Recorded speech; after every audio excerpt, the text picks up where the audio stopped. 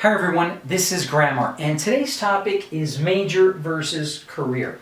Many times students confuse these two words. Let's take a look at them. The first word is major. Now, major refers to college or university studies. So when you talk about school, the word to use is major, okay? So let's take a look at this example.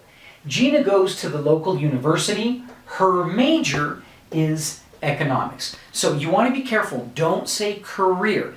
Say major, because major is referring to your studies. Okay?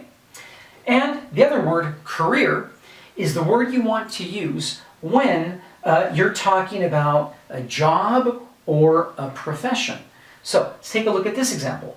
Paul is a professor at my university. He has a career in teaching. Why? Because he works there. He's a professor. Okay? So once again, if you're referring to a job or a profession, you're going to use career.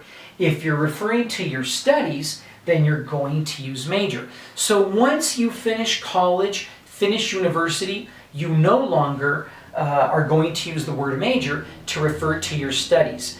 You can use it in the past. I could say, for example, I majored in gastronomy.